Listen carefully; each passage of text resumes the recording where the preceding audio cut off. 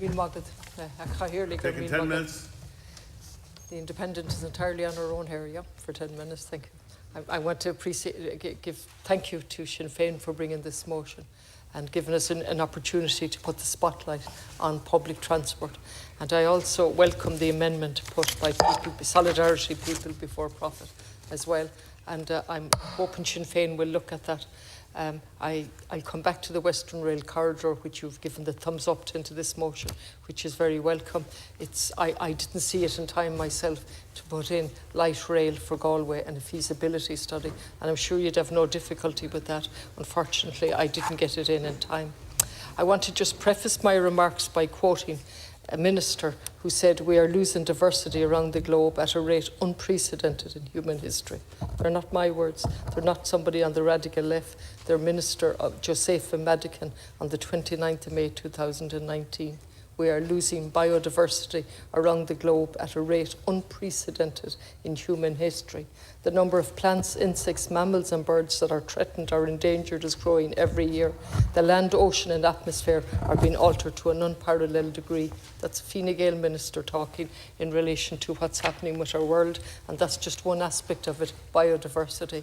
And so it seems to me that we have absolutely no choice but to embrace public transport as one of the significant and only one of aspects in dealing with our obligations under climate change.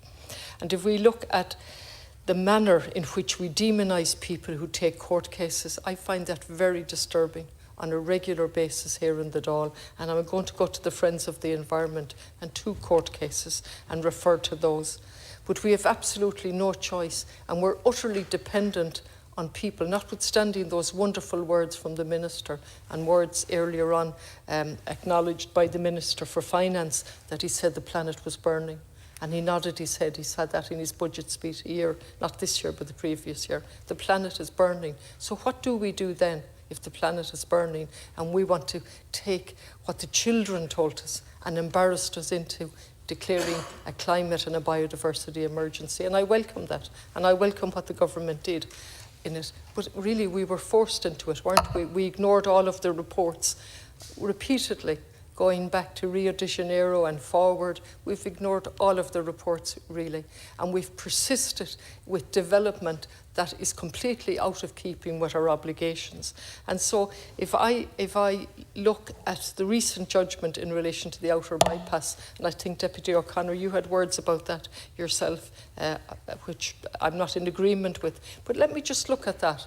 I was elected in 1999. Since 1999, I and a number of other voices, including the President of Ireland at the time, in a group called Hands Across the Corrupt, we supported them.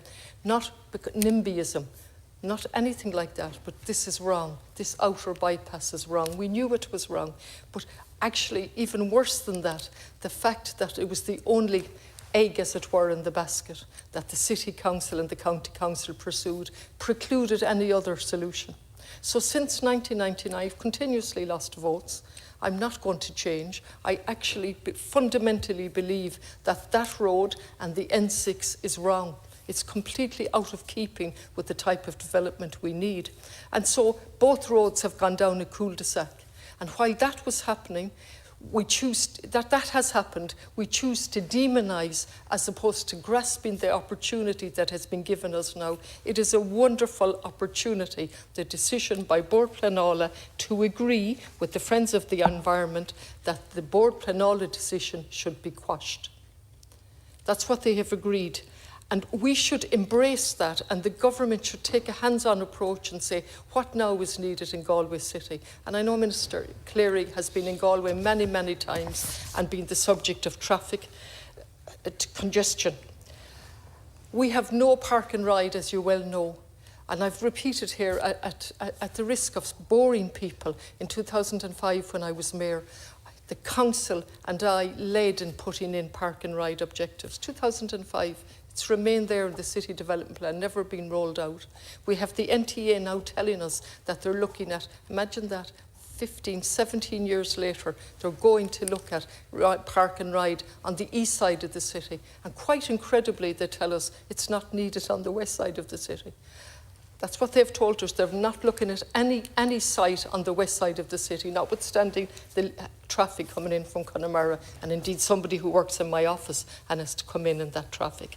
And then if we look at the decision, the response, first of all, the decision, and this is on behalf of Bord Pleanála. I made a submission, so we all got copies.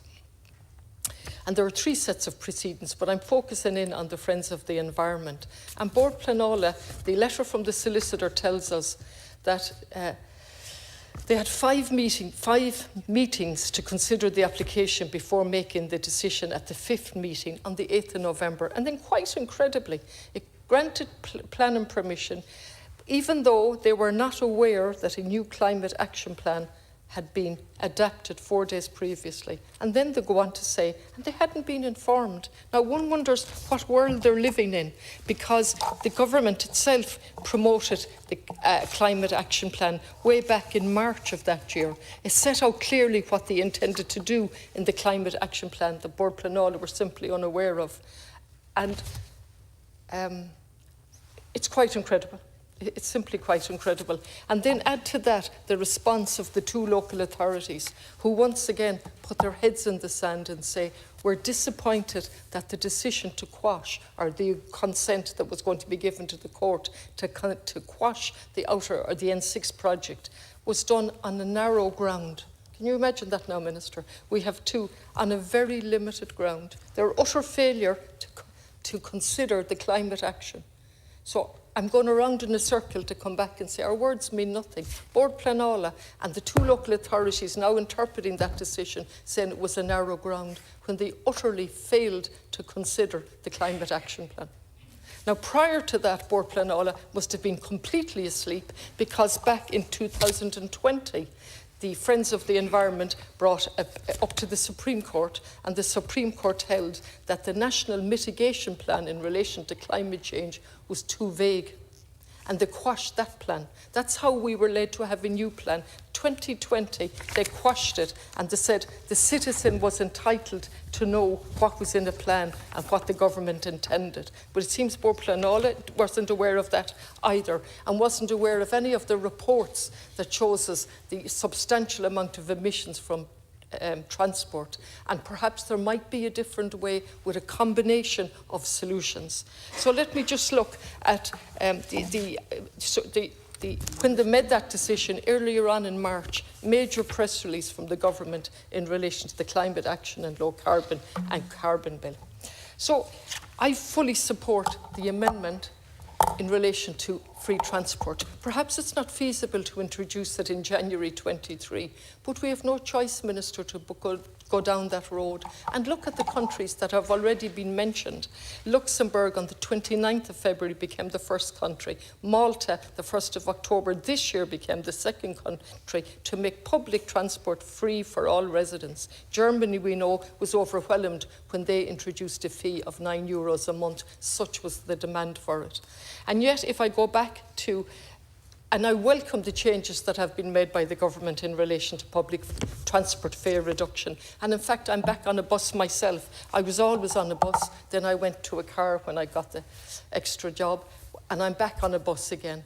And people want to use public transport. People in Galway want to use public transport. I certainly do not want to punish the motorist in Galway who has no option, because we have failed to bring in park and ride. We have failed to lift the school transport off the city. We've failed to listen to the people of Galway. 24 or 25,000 people signed a petition so long ago I can't remember, when we stood in the rain, saying please carry out a feasibility study. We still have no just a feasibility study.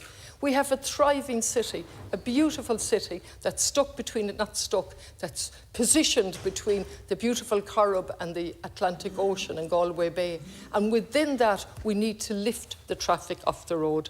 And then we have the duplicity in relation to the Western Rail corridor. And the hypocrisy that has gone on, while all of the time the Northwest region has now been demoted once again for the second time by the European Commission. And I didn't have the chance to go to that wonderful conference on Saturday, and I know you were there yourself, Minister, and they laid out, because I've read all the blurb in relation to it, and they laid out exactly what was possible and the vision, and I fully endorse that. If we're seriously interested in regional balance, if we're seriously interested in tackling climate change or biodiversity, then we need a transformative vision and a transformative action. It's too late for any other type of piecemeal. Your Macht.